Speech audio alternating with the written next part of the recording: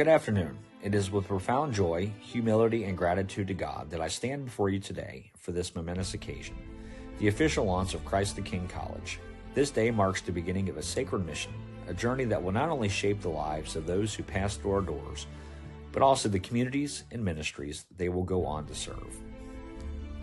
Allow me to introduce myself. I am Dr. David Beery, honored to serve as the president of Christ the King College and dean of the Watt School of Business.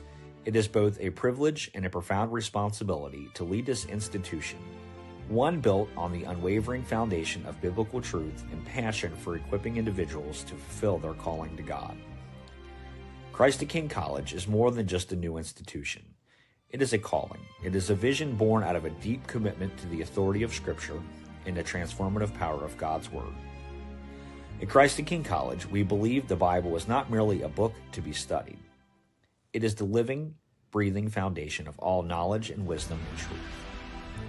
Our mission, rooted in the principles of the Christian faith, to glorify God by providing a biblically grounded education that equips individuals for a life of service, ministry, and leadership. Every program, every classroom discussion, and every moment at Christ the King College is designed to point students back to Christ, ensuring their education is not only intellectually enriching, but spiritually transformative. Launching a college is no small feat. It requires vision, courage, and faith in God's provision. But what makes Christ the King truly unique is the heart of our mission. As a nonprofit institution, we are committed deeply to affordability and accessibility, ensuring that all who are called to grow in faith and ministry can do so without the weight of financial barriers. This is not just a promise, it is a reflection of our core values. Additionally, our seminary program is a cornerstone of this institution. Designed for those seeking advanced theological education, it is a place where students can dive deep into Scripture, learn from experienced pastors and scholars, and prepare to lead with wisdom and humility. Whether our graduates are called to pastor churches, teach the next generation, or serve in missions, they will leave Christ the King equipped to faithfully fulfill their calling. But education in Christ the King goes beyond the classroom, and community is what is at the heart of what we do. In a world that often feels disconnected, we are creating a space where students, faculty, and staff can build meaningful relationships rooted in faith. Through small class sizes, collaborative projects, and local and global outreach opportunities, we are fostering an environment where everyone feels seen, valued, and supported in their journey. I want to address something central to our identity as a college, our decision to remain unaccredited by secular agencies. This was a deliberate and prayerful choice grounded in our unwavering commitment to the biblical authority.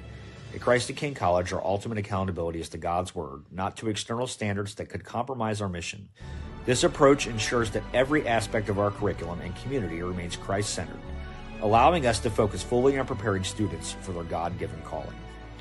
As we move forward, let us be guided by our motto, Veritas Christi Super Omnia, the truth of Christ above all.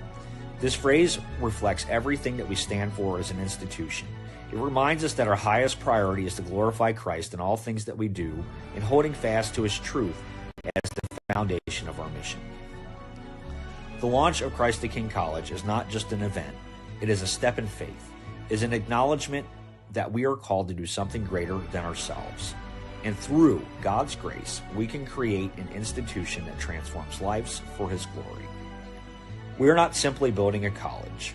We are building a legacy of faith, service, and ministry that will ripple through generations. I'm honored to lead this effort and to stand alongside of each of you, faculty, staff, supporters, future students, as we embark on this journey together. The road ahead will not always be easy, but with faith in God and unity of purpose, there is no limit to what we can accomplish. So today, let us commit ourselves to this vision. Let us dedicate our work, our hearts, and our prayers to Christ the King College. Let us trust that God, who began this good work, will be faithful to us and faithful to everyone to help us complete it. Thank you for believing in this mission, for answering the call to be part of this moment, and for joining us in building something extraordinary. Together, we will glorify God and equip individuals to impact the world with love and truth of the gospel.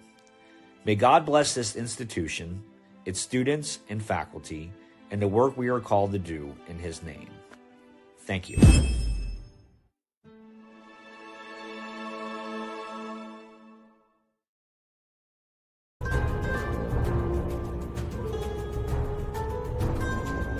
All Access Network Television presents Serial Killers, Supernatural, and Murderers. All Access Network.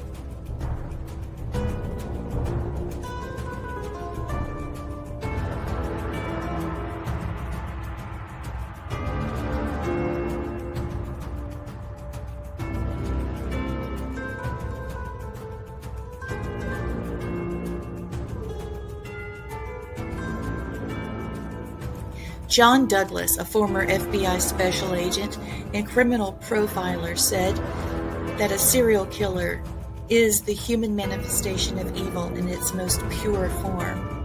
This reflects the chilling nature of serial killers as seen through the lens of a criminal psychologist.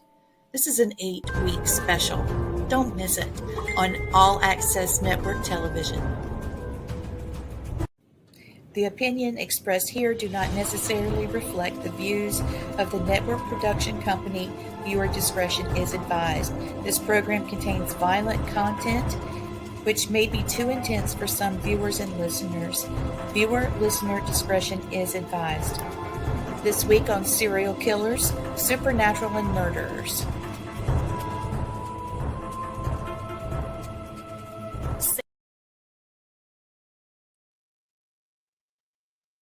Hey guys. Hey. I had a 50-50 chance of I uploaded the new one.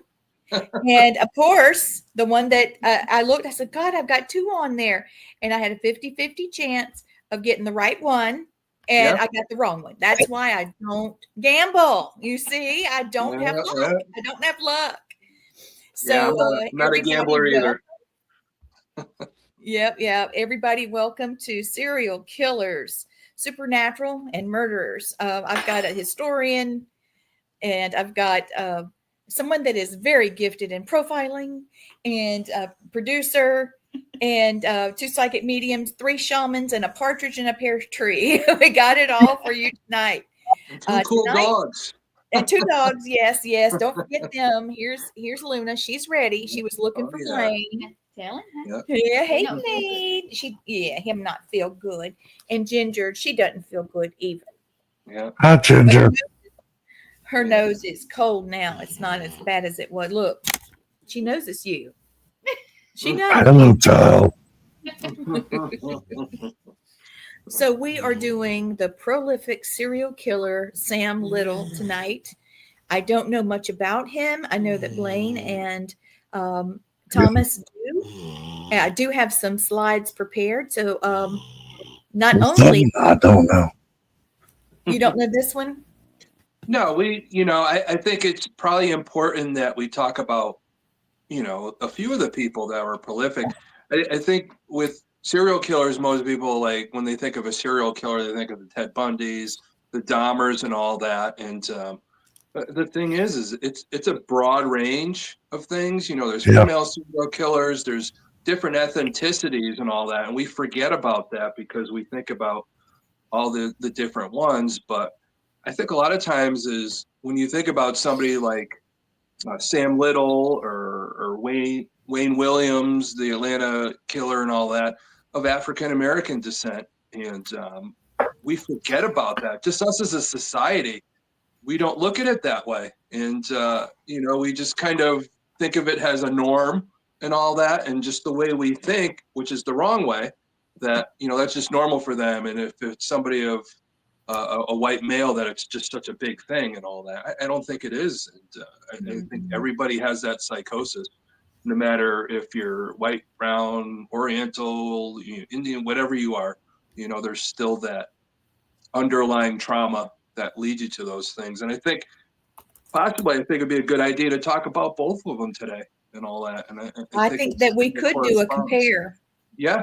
So it's just different things and all. So, but I think it's important that we do that and educate the people watching about, everybody's different. You always got to look out for anybody.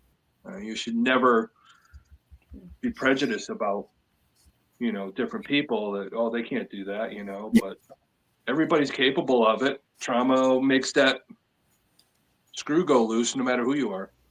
And we have to know that it's just about anybody has that ability. So, right. Yeah. Something that, they have in common is that, the Atlanta child killer, as well as Sam Little. I know that both of them were able to elude being captured for quite a while. Yeah.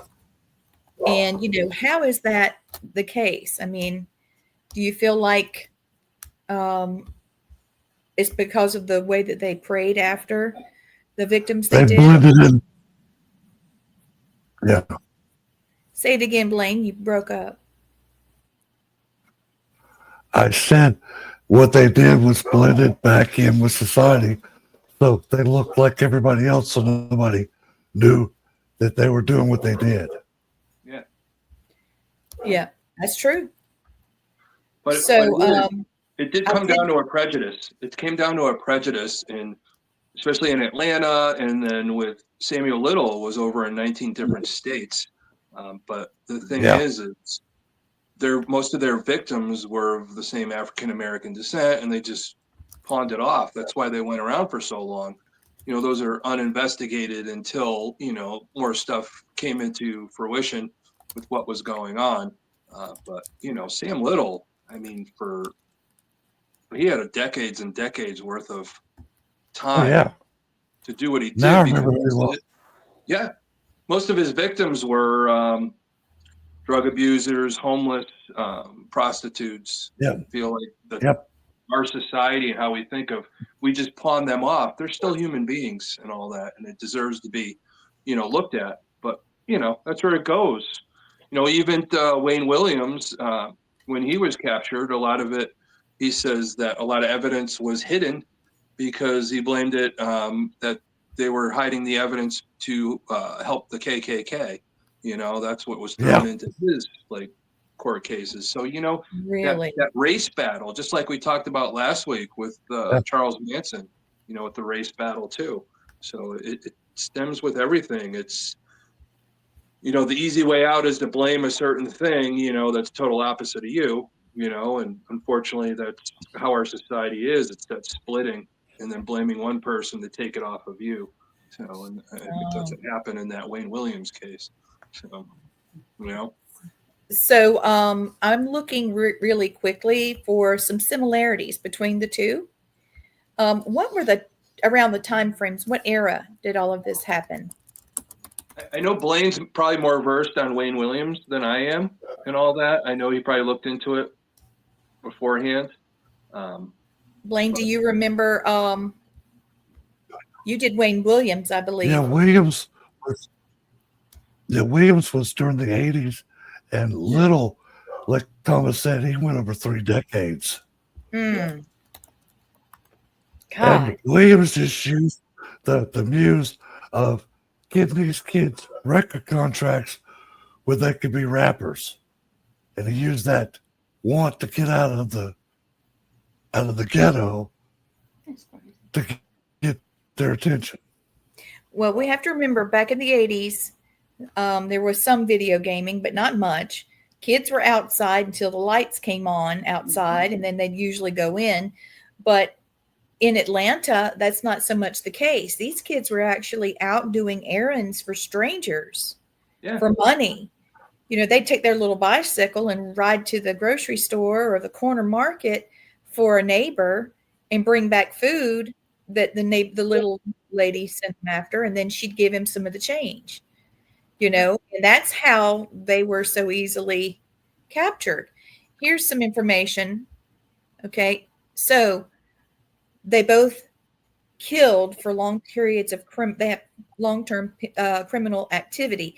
The Atlanta child killer named Wayne Williams, he's believed to have murdered at least 28 children and young adults, like Blaine said, between the 70s and 80s, 1979 to 1981 in Atlanta. Sam Little confessed to 93 murders that spanned over 4 decades, from the 70s to 2005. Although only a portion of his murders were confirmed during his lifetime.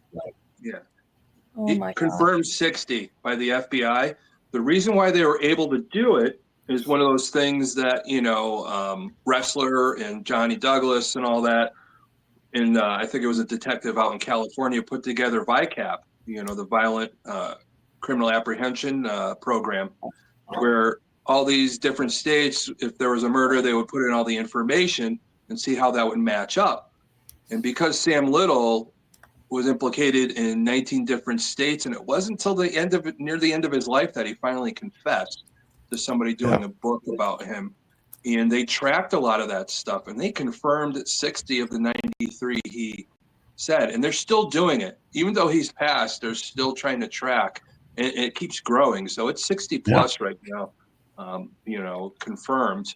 That makes him the most prolific serial killer in American history. So it's very big. And we can all say, oh, Jack the Ripper, oh, Ted Bundy, but not this guy. Yeah. But that's what happens is our society, we look at things so differently. Him being African American, they just blew it off because he killed people that were homeless, that were prostitutes. And, we look at society, that dark side of society, we just blow it off. But the thing is, they're still human beings. They still had a mom and a dad. They still had family and all this other stuff, no matter what. That's what's creepy about it. Somebody just decides to go kill somebody, the thing is even with Wayne Williams, he grew up, both of his parents were teachers. He had that supposed normal life, but you look at Sam Little, he grew up in, a young teenage mom that was in prison at the time when he had him and all that. He lived with the grandparents, and you got that side of it when you're comparing.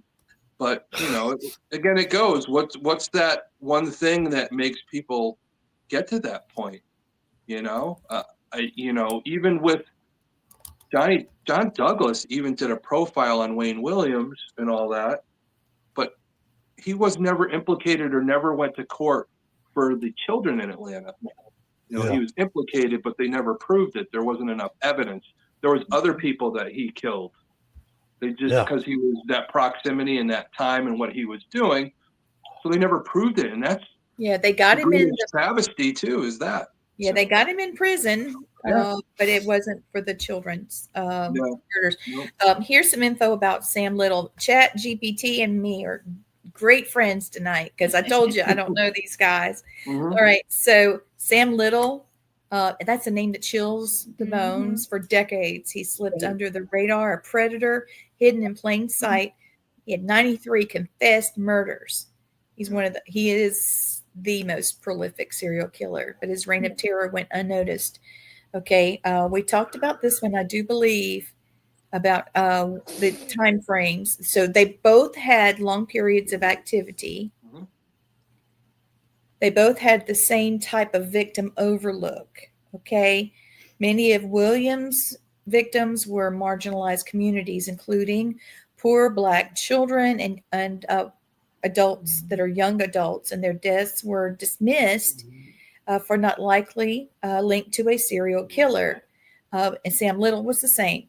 He chose women that were in vulnerable groups. Many were sex workers, drug users, individuals living on the fringe of society. So their deaths were classified as overdoses, accidents, or natural causes.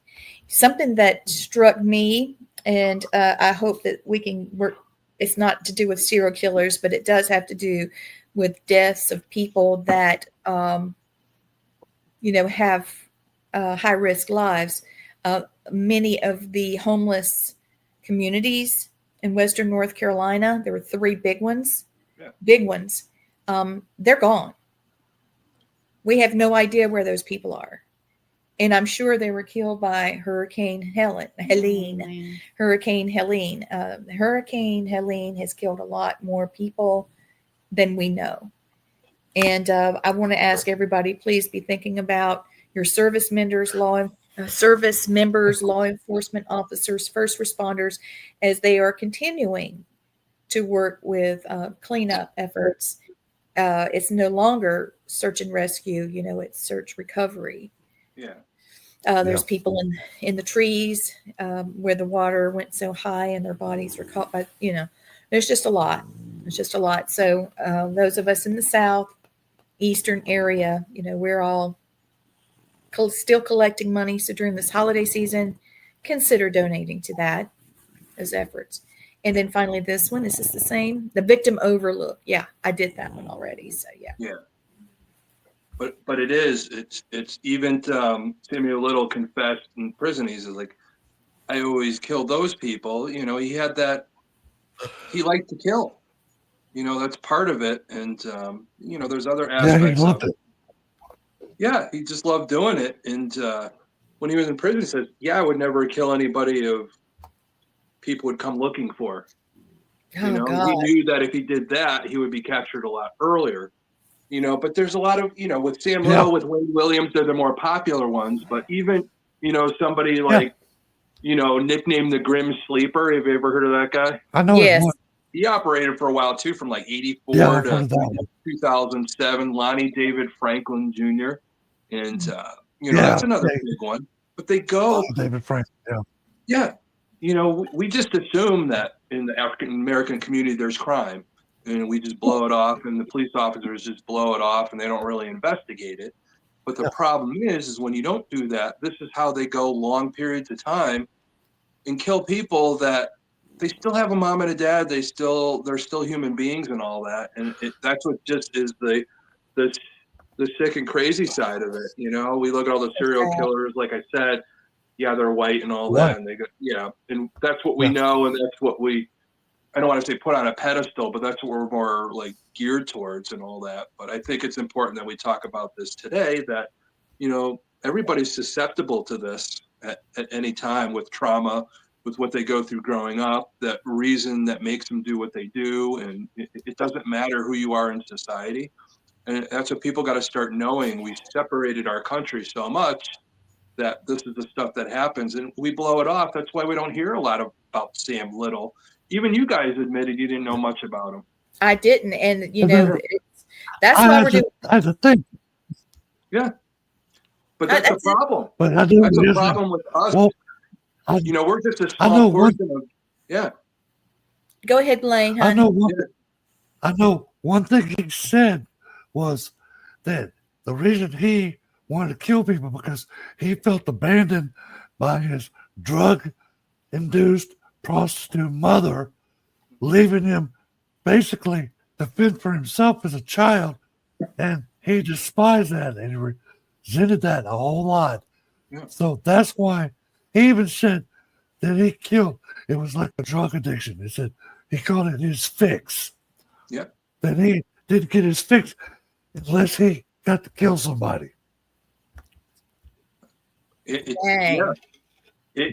crazy because it doesn't matter who you are, the way you feel. And the thing that aggravates me is these are all human beings. They all have souls, like I said, and we just blow it off. And that's what we have to remember as a society, that everybody's important, and we can't forget about them.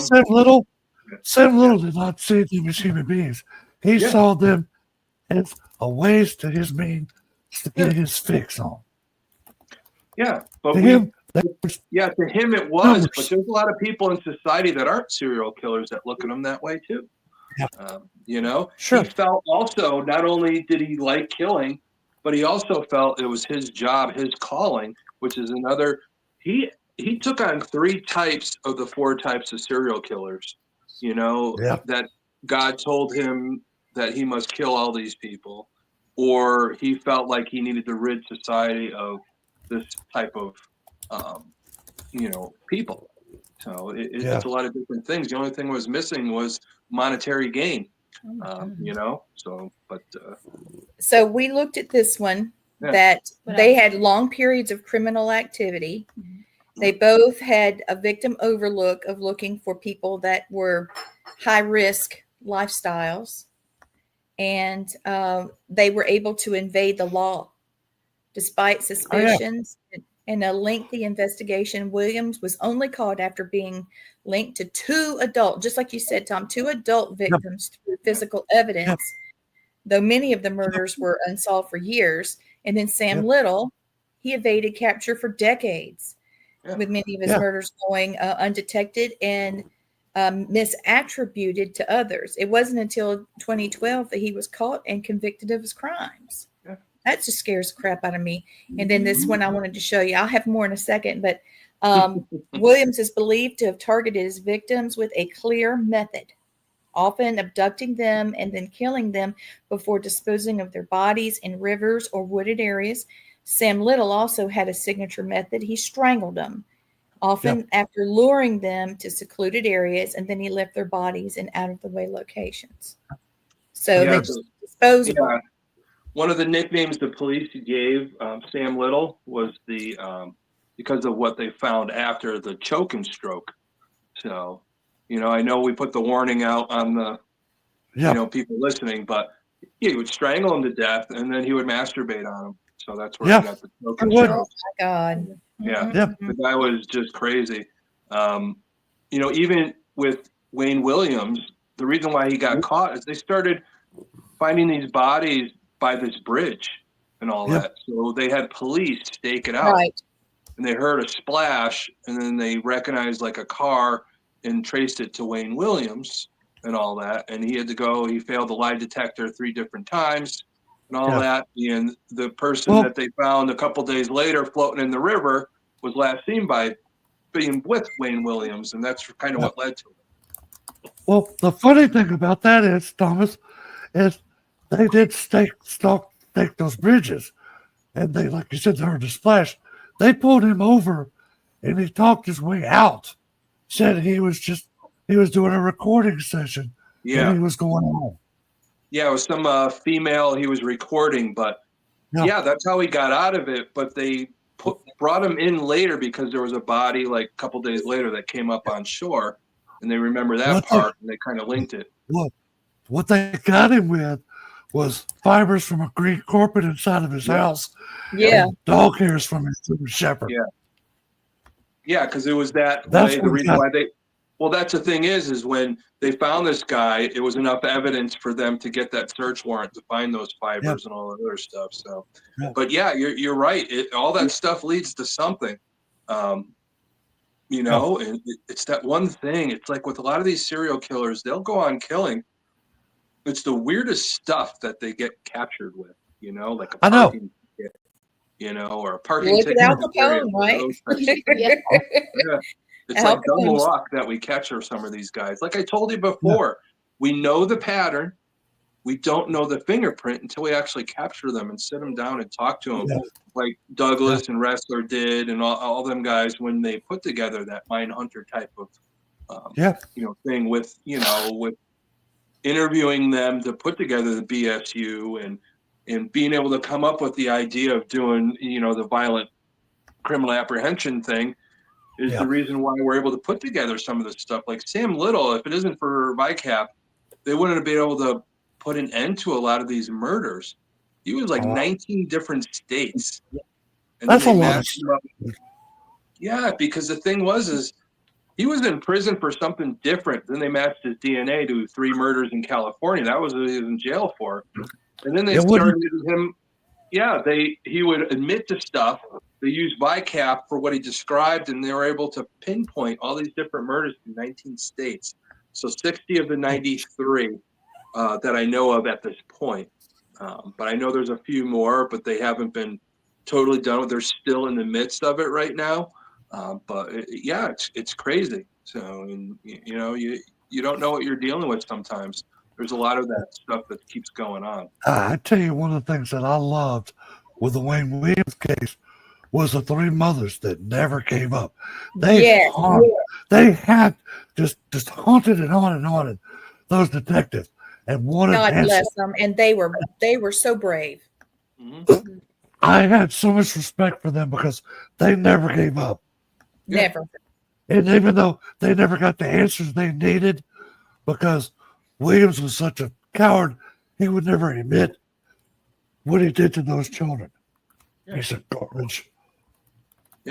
Yeah, they haven't been able to pin it on him. No.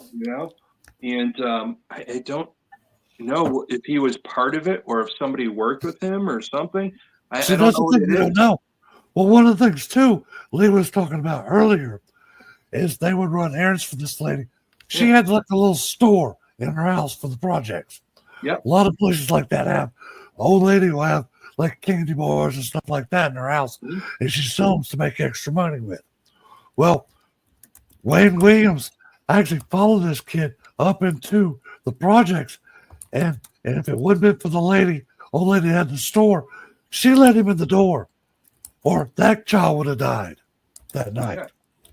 Oh, I remember that one. Oh my God. That kid started screaming and he was banging on the door. Let me in. It's him. Let me in. And she came out and stood between that child and Wayne Williams. And he finally went on and he was just hanging on to her and said, that was him. That was him. And damn if it wasn't him. Sure and enough. He would be dead and in a hole or in water. If it hadn't been for her. And he even said that. And she's the reason why some of this was even why he was even captured. No. But the crazy part is what I don't get is one of the best profilers that we know in American history. A list from can't find anything attached to Thank Wayne you. Williams with these kids. I know that's the scary part. That doesn't mean that he's not foolproof. I think he overlooked something, and I'm not afraid. I will talk to John Douglas myself face to face and go over this if he wanted to. Put him out there, buddy. Do it. Let's challenge. Let's look like why he doesn't think that is. What's the evidence? But the thing there's no such thing as a coincidence and all that. You're in the proximity of a lot of these kids that have gone missing. Then that's smoke, there's fire. Like you said, that's what he preyed on those kids, thinking they're going to be huge, multi-million-dollar rap stars. Mm-hmm. And you come out of the projects, hey, you're looking for every little thing you can to get yourself out of the hood. That's definitely a predator. You take something like that, kids that just are so desperate to get out of their situation, they have some talent, you're taking advantage of that. Case in point, look at what we're looking at right now. Sean Diddy Combs, P. Diddy, and what he's done to a lot of these young kids. It's the same thing, but it's predatory. It's on a higher thing now. I don't know if anybody died or anything. Yeah, it's the same thing. Some of these people, they get in those positions of power and they take advantage of people. And Wayne Williams led to murder. P. Diddy, I don't know what he's attached to. Who knows with some of the, murders that went on that are part of that rap world that he might have been part of as we look into it more and more. Exactly. But it's the forgotten stuff. We just brush it off as it's just the way of their society, the authenticity. We just blow it off, and that's the problem with our country is we keep separating each other. All right. We should all have the same rights. It doesn't matter who we are. We should all be on the same. Yes. Yeah, nobody's better than anybody else. Woo, speak it, Tom. Yeah, our law enforcement's got to be that way too. I'm joking, Tom. No, I got to show you something, Blaine. Okay, show me, please. You ready, joking, Tom? Yes. I need you to look at this because it messed me up. Yeah. Let's rock. Come on. Yeah. Oh shit. Yeah, I've seen this picture before. Okay, this is the new information freshly released from Texas Department of Public Safety. Yep. Okay. Sam Little was gifted. He had a photographic memory. Yeah. And he drew pictures of his victims. I thought that's right. Yeah. And here they are. Yeah. A majority of his time was in Texas. So that's where most of the victims that he had said he had killed were part of. Yeah. But you're talking California, you're talking like Texas, Ohio, Mississippi, you know, there's 19 different states. Yes, Savannah, Georgia. I've got a list. It's just unbelievable. But part of the article says Little has a photographic memory and was able to describe where he met and killed the victims, where he left their bodies, and what the victim looked like. He lacks the ability to accurately judge time frames and distance, but he has been proven to be off by even 10 years to 40 miles. But he has a photographic memory, and he provided all this information. And there's a huge list online. I'll try to figure out how to put it on here. But a lot of these, they were already classified being killed a different way or by some other person. Yeah. And he said, "Nah, that was me." Yeah, the thing is near the end of his life. He's proud. The thing was that the only good thing he really did was he wanted to come out and say what he did in case somebody was in prison for his crime. He wanted them to be able to get out. He didn't want them to be in prison because of him. So, but the thing is he drew all those pictures. Do you realize he was in his late 70s when those pictures were drawn? These are like murders that happened years ago, and he was still able to. The last time he was in, they rode him out in the wheelchair. Yeah. It's crazy. You know, he died when he was Makes 80. you wonder, though. Yeah. Do you think he embellished a lot like Henry Lee Lucas did and just said he killed those people for more notoriety? Or do you think he actually killed them all? Well, I think, Lucas is more of a liar. I think a lot of it was proven not true. Sure. But the thing is with in this situation, a lot of them were proven. He admitted to what he did, the pictures, the bodies that were found, the evidence through VICAP and all that, the way the scene was. 60 of the 93, and it's still growing. I think some of them will never be solved because it's hard to solve something if the body was never found. You know, but I mean, I really put more into Samuel Little. I believe that he killed 93 people with the photographic memory and the number 93. You know, it's a different number. You know, if he said 90, then you'd be like, oh, it's an even number. It's an odd number. Yeah. Telling me that he knows exactly how many people he killed. So, you know, but other people like you're talking about, you know, some people just want to be remembered, whether it be famous or infamous. You know, some people will say, yeah, I killed this many people just to try to be more famous than the next person. Everybody wants to be better. It's our society. We want to be better than the next person. But, Henry Lucas I think he thrived on all the attention he got because, they were bringing him cigarettes and coffee and beer. He got all this stuff for free and just didn't. I don't know how many he actually killed. Well, he admitted to something that he did have a partner at one time. I forget what his name was. And there was the talk that him and the other guy. Yeah. You know. He was supposed to be the one that killed John Walsh's son. Exactly. Oh, yeah. A whole TV show came out of that whole thing, you know, and John Walsh and the money that was raised and all that for this type of stuff and this type of investigation is profound. And you know, but they lied so much. It's like now the Walsh family is like, well, did they kill him or not kill him? I think John said recently that all this time he believed that Otis Toole could kill him. But now he's not so sure. He thinks it might be someone else. Yeah. You know, because Otis O'Toole, you know,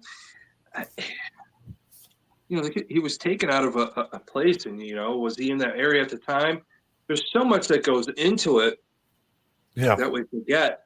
Here we're talking about different serial killers and all that. People got to understand there's a lot of time that goes into this. There's a lot of data that goes into this. We're talking about some of the most profound things psychologically that you could talk about. Yep. And the things that we do to each other that's just grotesque, that some of these people do. It's crazy. Little attacks so many people that he really doesn't know which ones died and which ones lived. Yeah. And there are people that are rape victims of his that that's the one right there that he doesn't know whether she lived or died. Yeah. He enjoyed taking them into parks and doing whatever he was going to do there, and then just leaving their bodies and backing out. He didn't want to disturb, how he presented them. Yeah. Yeah. A lot of it is he raped. There was a lot of he had a girlfriend for quite a few years, Aurelia or whatever, O-R-E. Yeah. And all that for years, and they went across the country just shoplifting. That's how they lived. They went from state to state stealing to survive. And so she's pretty much probably accomplice to it. But she died from I think she had cancer or something. She passed away. But they were together for a long time. They were like, Bonnie and Clyde, I guess you really Dorsey. Yeah, Aurelia Dorsey, Mm-hmm. since deceased, supported them both through shoplifting. Yeah. Yeah, my brain hasn't I was wondering how the crapper yet. Well, I was looking it up. Yeah. that's what I was wondering. It's like 19 states. What do you do for a living, for gas money, places of food? But that makes sense. They shoplifted.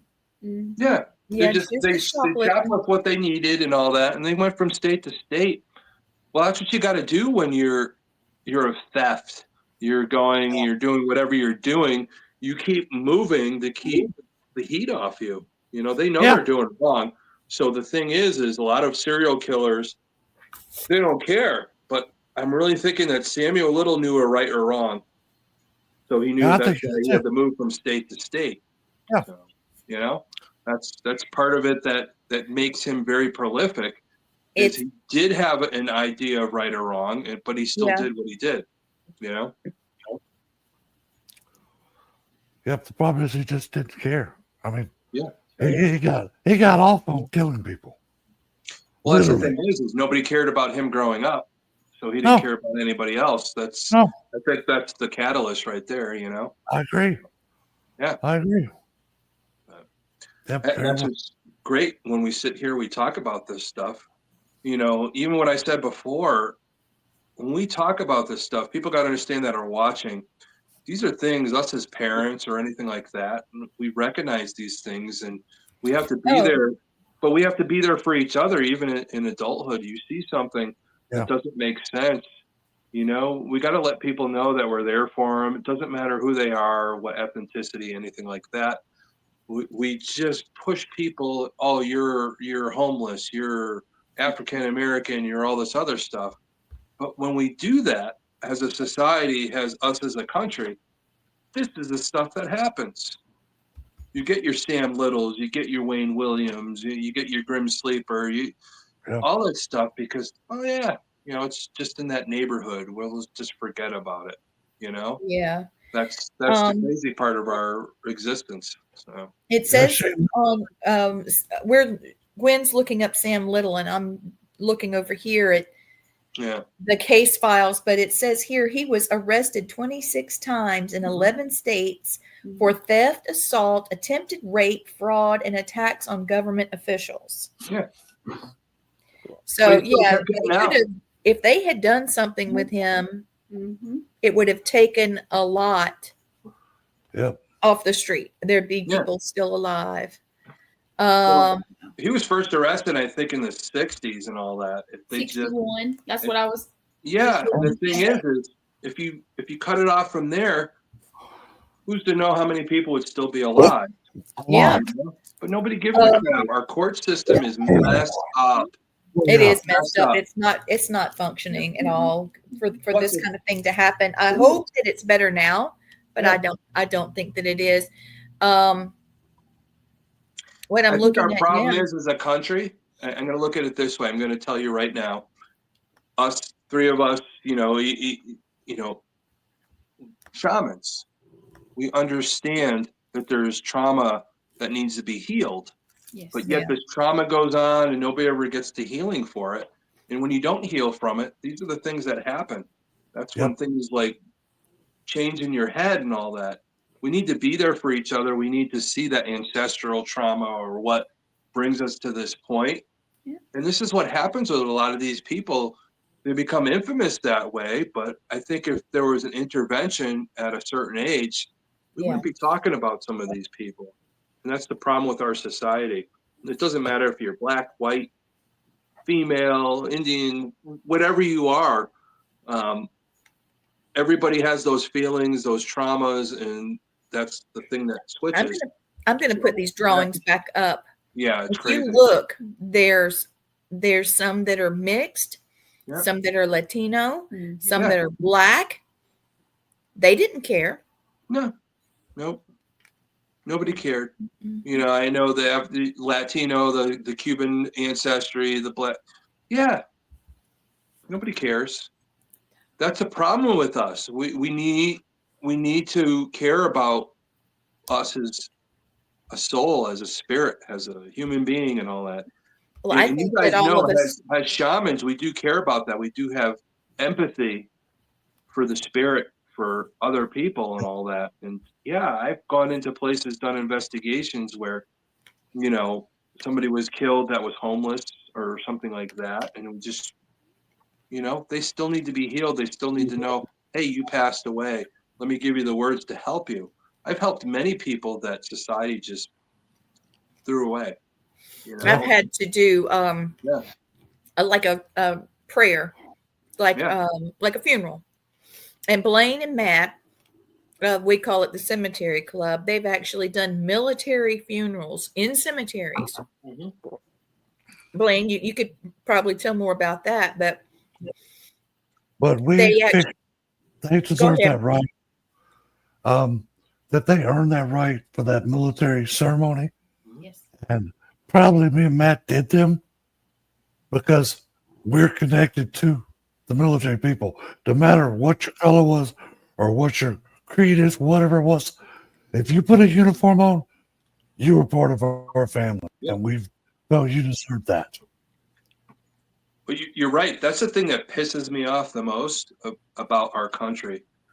We give all this money out to all these other countries and all that. Thank you. The thing is we need to use this money. There's homeless veterans that fought for this country to have our freedom and all that. It is ridiculous. Oh, I agree. There's nothing worse than me talking to somebody that passed away, that took their own life. They're stuck because of the trauma that nobody gave a crap about them and all that. And I got to help them pass on. It's like, why do I even have to have you pass on? You shouldn't have been in this situation to begin with. And that's what saddens me. And when I do my job as a shaman or going each side of the veil to help people, that's the crazy part of it. And even what we're talking about now. He said each side of the veil. Yes. Yeah. But the thing is that's beautiful. It's crazy because even when we talk about the serial killers, this is just people, oh, they're homeless, let's just forget about them. No. Some of these homeless women, who knows that they didn't serve military time or anything like that. They're down on their luck. Thank you, Shane. Yes, Shane. I'm just hoping that, I always hope every day that things change and people see things. I look at things so differently. I know you guys see things the same way I do. Giving me chills. But Oh yeah, I'm sitting here with them on my arm for real. Yeah. Thomas, the way I look at it, we do what we can do. Yeah. We cannot do it all, but we do what we're supposed to do. Exactly. As best we can. Yeah. I mean, there's times I go to sleep at night and I'm like, what the hell is wrong with us? Yeah. It's sad, but I'm so empathetic that sometimes my boundaries just hurt my heart and all that. You know, it's hard to put boundaries on certain things, but you know, I've dealt with a lot of stuff, and I know you guys have too. But we have to remember that everybody's important. You're a human being. You're important. And when Yep. we start remembering that as a society, a lot of this animalistic stuff that we see, these Samuel Littles, these Wayne Williams, these Grim Sleepers, these whatever you want to say, you know, that a lot of that stuff starts going away. We need to take care of each other. We need to, as parents, we need to recognize this stuff in our children. We need to be there for them, not overly parent, not under parent, to be there just right and all that to take care of things. And, you know, I get emotional about this stuff, Yeah. you know, and we need to know that as a society and people watching right now. Yeah, we're talking about serial killers, but we're talking about each other, human beings that we see on a daily basis, you know. And I've said it before that your whole lifetime you're going to come into contact with 33 serial killers. That's scary. Yep. Yeah. That really is scary. And directly or It's indirectly. frightful. It is. Yeah. It is. You might walk past one every day you don't know, or you drive past them, or see them out in their yard cutting their grass, and you know just think it's okay. It's just a citizen. Yeah. But it happens all the time. People say, I didn't even. Somebody kills and my next door neighbor. Oh, they were such a nice person and all. You know, you don't know. You know, a lot of serial killers are you know, so you know, psychopaths, sociopaths, whatever. Sociopaths tend to, you know, their social. It could be very bad socially or very good socially. You know, it goes that different parameter that they could really like, you know, like somebody like Ted Bundy, like, oh, he's a great guy and all this other stuff. No, he's a cold-blooded killer. You know, you don't know. You know, that's such the craziest part as you deal with different people. You never know. You keep your guard up in watching us doing shows like this or anybody else doing shows like this. We're Educate yourself. people. See, I'm too nice. Yeah. I mean, You know, I you look have at to this have guy, that line. Sam Little, and you know, I would have been so nice to the Sam Little guy. I mean, I'm looking at his picture, what he looked like before, what he looks like now. Yeah. I'd have just hugged him, you know, just no fear, none. Well, he looked like that big teddy bear. He was a big guy and all that. Yeah. You don't know. He looks like he's got a feeling like George Foreman. Yeah. You know, just as sweet. You know, oh my God. You know, But the thing is it's crazy is because he would overpower people so easily. Because when he first got into prison in the 60s and all that, he got into boxing. He considered himself a boxing prize fighter. You know, you think about when somebody's good at fighting or boxing, how he could overcome anybody pretty much. He was a big dude. So he's got the instinct. Yeah. Yeah. What happened to love your neighbor as yourself? Yeah. Lawlessness will increase and the love of others will grow cold. Yeah. Exactly right. So we're out of time. I mean, yeah, we are out of time. Yeah. I just wanted to show just a little bit more there. Who are we doing next week, please? We're doing Pam Hupp is the craziest case, I think, in the history of the U.S. I mean, oh my God, it's so crazy.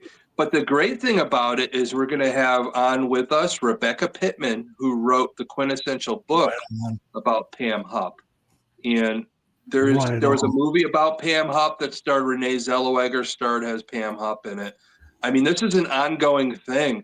There's still stuff going on to the point where they convicted her of one murder, but now she's to the point where there's two other people making her a serial killer. Uh-oh. It's still ongoing. So it's going to be fun. And tomorrow night, there's going to be an encore of this show. Yes. Right. So please watch again tomorrow night. If you didn't get enough tonight with the mind twists of Sam Little and Wayne Williams, we're doing Pam, Hupp, H-U-P-P. Look her up. Get your education in. And Rebecca Pittman is interviewed a lot of these people, and she's a great award-winning, author. So she's a best-selling author.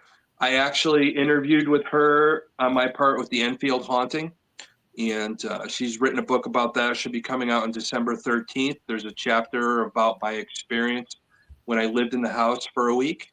And, wow. Yep. And it's a crazy case, a lot of cool history.